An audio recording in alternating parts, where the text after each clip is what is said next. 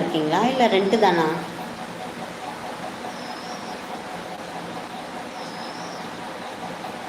Sixth two plus two கட்டியிருக்கும். படிக்கதானே செய்வான். ஐயோ, 18 லட்சமா? ஐயோ அக்கா, ரொம்ப அதிகம்.